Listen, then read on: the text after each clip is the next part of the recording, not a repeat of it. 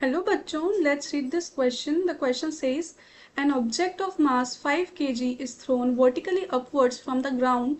The air resistance produces a constant retarding force of 10 Newton throughout the motion. The ratio of time of ascent to time of descent will be equal to use g equals to 10 metre per second square. एक object है जिसका मास 5 kg है, उसको ऊपर की तरफ फेंका गया है, तो जो उसकी एयर रेजिस्टेंस लग रही है वो उसके मोशन को रिटार्ड कर रही है। जो एयर रेजिस्टेंस का फोर्स है वो 10 न्यूटन गिवन है। हमें टाइम ऑफ असेंट और टाइम ऑफ डिसेंट का रेशियो निकालना है। की कंसेप्ट, जो Newton second law of motion होता है वो कहता है कि force is directly proportional to change in momentum, और वहां से हम Newton second law of motion से डिराइव कर सकते हैं formula force equals to mass of the body into acceleration of the body. और हमारा एक इक्वेशन ऑफ मोशन होती है s equals to u t plus half a t square. तो यही चीज हमें अपने क्वेश्चन में यूज करनी है। हमें गिवन है कि एक ऑब्जेक्ट है जिसको हमने अपवर्ड डायरेक्शन में थ्रो किया है, उसको हमने अपवर्ड डायरेक्शन में थ्रो किया है, पर जो उसका मास होगा वो तो डाउनवर्ड डायरेक्शन में ही लगेगा mg, और जो रिटार्डेड मोशन लग रहा है एयर रेजिस्टेंस की वजह से वो भी डाउनवर्ड डायरेक्शन में ही फोर्स लगेगी, जो कि है 10 न्यूटन। ये तो हो गया हमारा अपवर्ड मोशन के लिए। अगर हम डाउनवर्ड मोशन की बात करें तो डाउनवर्ड मोशन में जो हमारा ऑब्जेक्ट है वो नीचे की तरफ आएगा, उसका मोशन डाउनवर्ड होगा, तो mg नीचे की तरफ ही एक्ट करेगा, पर जो हमारा रिटार्डिंग फोर्स लगेगा वो अपवर्ड डायरेक्शन में एक्ट करेगा, जो कि है 10 न्यूटन। अब हम जो हमारी mg की वैल्यू है वो निकाल लेते हैं। mg की वैल्यू हमारी होगी 5 इंटू 10 इक्वल्स टू 50 न्यूटन। अब हमारे जो फोर्सेस लग रहे हैं उनको हम जो F इक्वल्स टू एम में हमारा फॉर्मूला है उसके अकॉर्डिंग इक्वेट कर लेते हैं।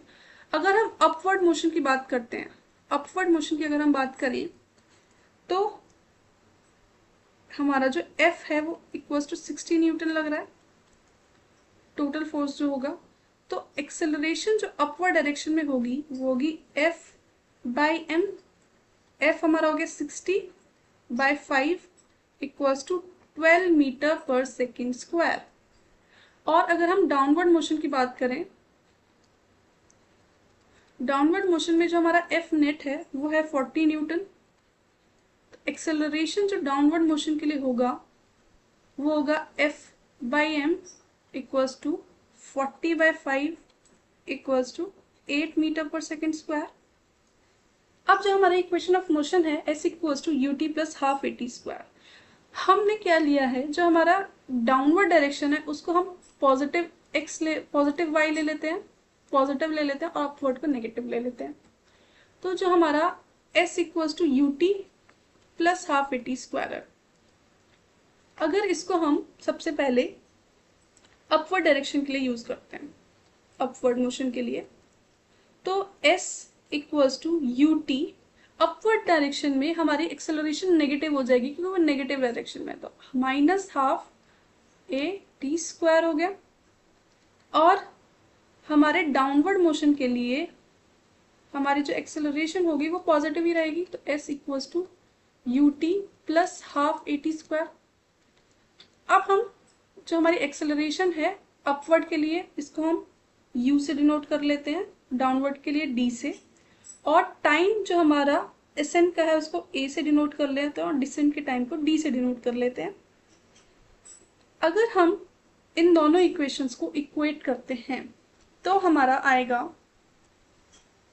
इक्वेट करने पे हमें मिलेगा u t minus half a u t a square equals to u t plus half a d t d square.